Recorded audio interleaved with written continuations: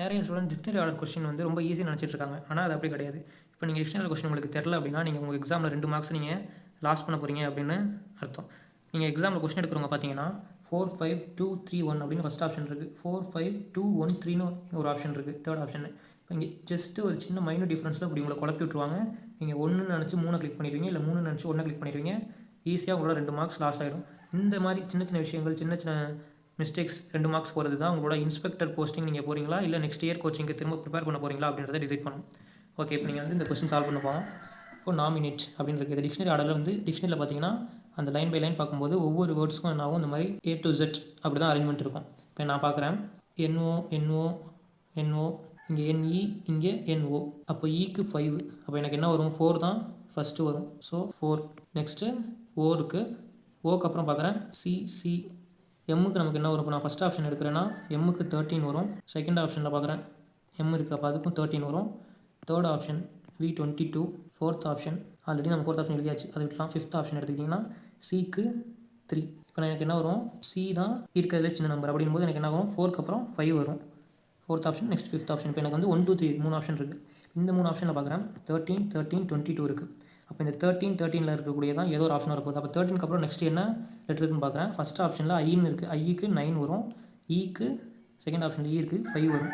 13க்கு அப்புறம் இது கம்மியாக இருக்குது, இங்கே 5 இருக்குது, அப்போ இங்கே 9 இருக்குது. அப்போ செகண்ட் ஆப்ஷன் தான் கம்மியாக இருக்குது. அப்போ செகண்ட் ஆப்ஷன் தேர்டாக வரும், 4, 5, 2ன்னு வரும்.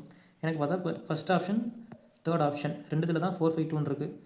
Second option fourth option eliminate பண்ணிடலாம். இப்போ இந்த 2 ஆப்ஷனில் எனக்கு 3 வருமா 1 வருமா அப்படின்னு நான் கண்டுபிடிச்சிட்டேன்னா நான் என்ன ஆன்சர் கண்டுபிடிச்சிடலாம். இப்போ எனக்கு வந்து 13க்கு அப்புறம் 9 வருது, இங்கே 22 வந்துருச்சு. அப்போ எனக்கு என்ன வரும்? 1, 3.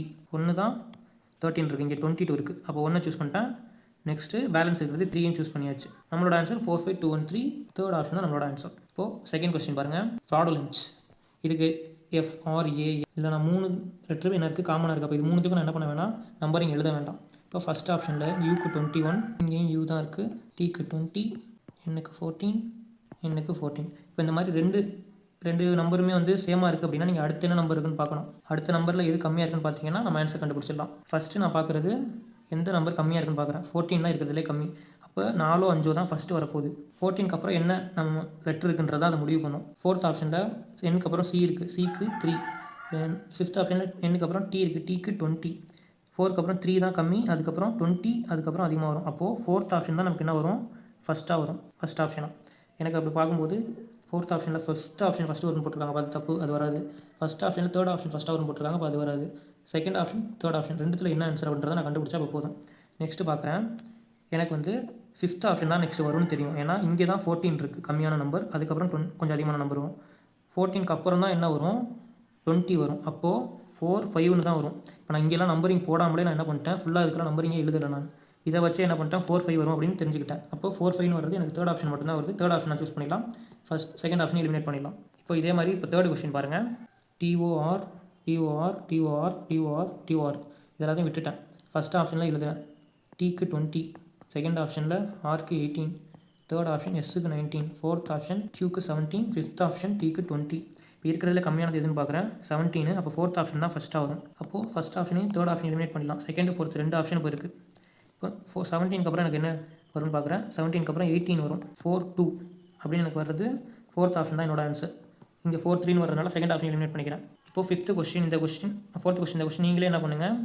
பாஸ் பண்ணிவிட்டு சால்வ் பண்ணுங்கள். இதுக்கான ஆன்சரை கமெண்ட்டில் போடுங்க.